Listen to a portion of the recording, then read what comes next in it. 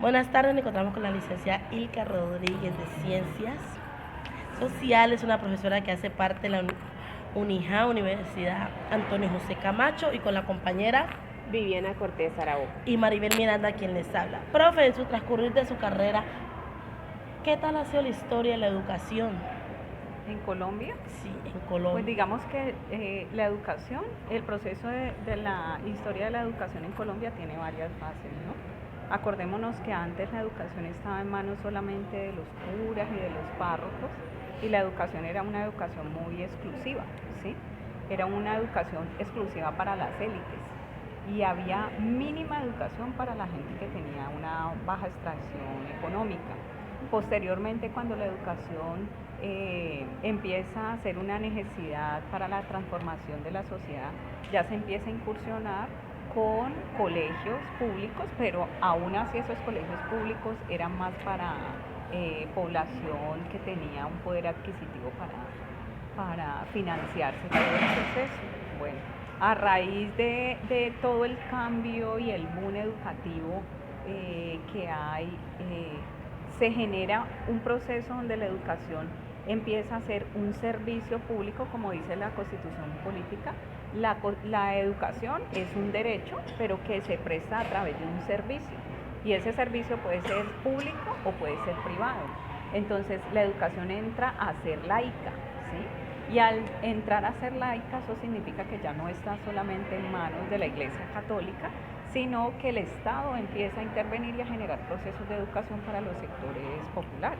Entonces encontramos un servicio educativo que es público, que hace parte del dominio del Estado, como la garantía del derecho a la educación, y un servicio educativo que es privado, que es laico, que lo realizan no solamente las iglesias católicas, sino también otras iglesias. Podemos encontrar iglesias protestantes, bautistas, que ejercen otro tipo de educación, pero toda esa educación está dentro del marco constitucional y dentro del marco de la ley 115, que es la ley que rige la educación, ¿sí? El salto más significativo pues se da con ese cambio de la Constitución de 1991 y posteriormente la Constitución de 1991, que nos dice, en la Constitución del 86 la educación era un derecho de todos y como derecho solamente el Estado entraba a la garantía de ese derecho. Pero cuando la educación pasa dentro del marco de la Constitución de 1991, la educación se convierte en un servicio, ¿sí? Y los servicios como el agua, la luz, bueno, el cable, se tienen que pagar. Pero el Estado genera, hace más o menos unos 8 años, ¿sí?, todo el proceso de gratuidad educativa. Entonces entra la ley 115, que es la que le da el piso a la educación en Colombia, y todo el proceso de gratuidad educativa. Entonces contamos con cosas tan maravillosas hoy en Colombia que en otros países de Latinoamérica no hay, y es que tenemos gratuidad de la educación para educación básica, primaria, básica y media.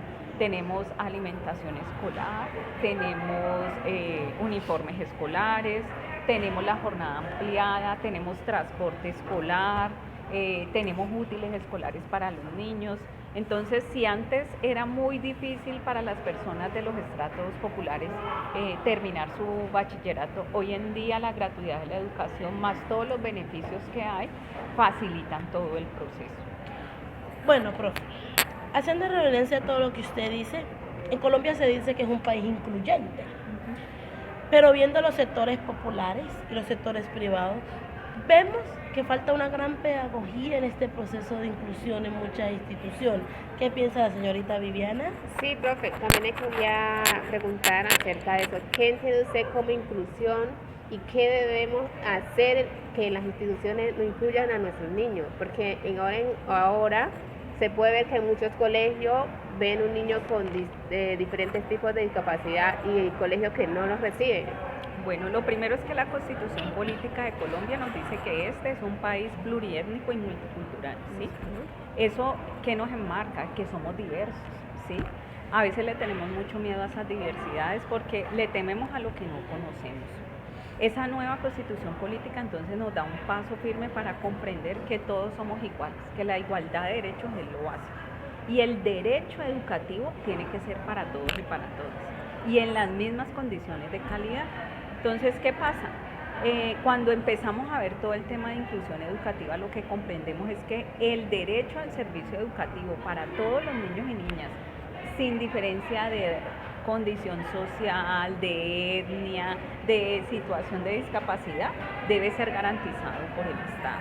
Entonces pasamos por varias etapas. Pasamos por una etapa donde los niños eran totalmente excluidos del proceso educativo porque las familias tenían miedo y tenían temor y les daba vergüenza que los niños entraran a procesos educativos.